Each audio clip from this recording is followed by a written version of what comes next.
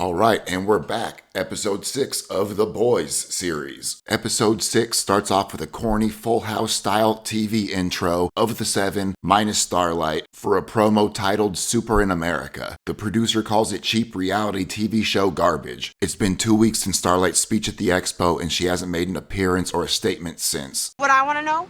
Who's that dude that stuck his in her face? She should that in the hole. Homelander revisits the farm he grew up on during the filming of a promo and gives an MTV Cribs-style tour of the place. However, when he gets to his bedroom, he spots a blanket on the bed and freaks the fuck out, asking what it's doing there, who put it there, and storms off the set. During an interview, A-Train is blindsided with a question about Popclaw. They were both members of the superhero team Teenage Kicks. When asked to say something in her honor, A-Train replies by saying he hasn't seen her in years, which is like the second most guilty thing you could probably say, only behind I killed her. MM says Samaritan's Embrace is secretly bankrolled by Vought, even though Ezekiel runs it, and they've been shipping Compound V to over 50 hospitals all over the country since the 1970s with it disguised as a polio vaccine. Soups aren't born special, they're made that way. Every single one of them. The only one they don't know for sure is Homelander because he has no public records. Stillwell fires Ashley, Vought's publicist, for booking the Believe Expo, and then tells Starlight she's being a selfish, arrogant child who needs to be grateful and just do as she's told. To which Starlight replies, no, demands that she gets her old suit back, and says she's not doing any more TV, commercials, movies, none of that shit. Stillwell threatens to fire her, but is then informed that firing an employee who just reported a sexual assault on live TV probably isn't a good look for the company or their stock prices. Stillwell calls the Deep to a meeting, knowing he's the one who assaulted Starlight, says he needs to publicly apologize and he's gonna get sent to Sandusky, Ohio for a while. Being the idiot that he is, he thinks the apology is for the dolphin that he kidnapped, and Stillwell has to correct him and let him know it's about Starlight. It then takes him a comical amount of takes to get his apology video right. It turns out Homelander's house and backstory was completely faked for that video. He's bothered by it, but Stillwell says it needs to be finished. So she seduces him again, and guess what? He happily finishes the video with a huge smile on his face. Back at Seven Tower, Maeve accuses Starlight of milking the attention that she's gotten from her speech. Starlight tells Maeve that she grew up idolizing her, but now realizes that was probably just all written by marketing. Boom. Mic drop. Maeve later apologizes to her. MM goes to a comic convention where he meets Mesmer, a former child TV star who has the ability to read people's thoughts when he touches them, and convinces him to come read the female's mind. In return, MM, who works for Child Services, can set up monthly meetings for Mesmer to see his estranged daughter Cleo. He hasn't seen her in 3 years. Suspecting that Huey might be falling in love with Starlight, Butcher takes him to a soup survivors support group to listen to a bunch of people who experienced collateral damage during encounters with them. It's insane. It's a bunch of people that were either injured or disfigured, and they're trying to convince themselves that it's okay and that they need to let go. Like their loss was somehow part of a greater good and they should be happy to sacrifice something towards that. They say you gotta crack a few eggs to make an omelet, and these people are justifying how happy they should be to be those eggs. It's crazy. We also find out that Seth, the marketing guy from Vought, was banging the Ice Princess, and when she came, she froze his dick off. So he doesn't have a dick anymore, and that's just hilarious. Butcher gets upset that the victims are justifying the soups hurting them, causes a scene, and takes off. Butcher finally opens up to Huey and tells him about his backstory, how Homelander raped his wife Becca 8 years ago and she hasn't been seen since. The last place that she was seen was on the bench that they're sitting at, and she just sat there for 3 hours, completely still, before getting up and walking away, never to be seen again. Butcher assumes that either Homelander killed her or she killed herself. Mesmer attempts to read the female's mind, but she has a panic attack and breaks his wrist. She tries again and discovers she's a member of a terrorist group, and Vought is giving Compound V to terrorists because the only way to stop soup terrorists would be with stronger soups, military soups, American soups. They also learn her name is Kamiko and she's trying to save her brother who was also kidnapped. Butcher warns Mesmer if he tells anybody about this session, he'll kill him. Butcher takes the Compound V along with the evidence of the baby soups to CIA Director Rayner, along along with a few demands like a salary and an office. She agrees to everything except for the biggest demand, prosecuting Homelander. She's terrified if they try to do so, he's gonna snap and just kill thousands of people. She's probably right. Butcher calls off the deal and leaves. After meeting his daughter and realizing she wants nothing to do with him, Mesmer decides to meet with Homelander and give him the photos of the boys. In exchange, he wants some kind of job at Vought. Any job. He just wants to be in Vought's good graces. Homelander looks at the pictures on his phone and just takes off with it. Back at the same bar from earlier, Butcher shows up uninvited and introduces himself to Starlight. When she goes to the bar to get them drinks, Huey insists, again, that she's not like the other 7 and she's a good person. That's when Butcher warns him that she might feel differently when she finds out that he's the one who killed Translucent.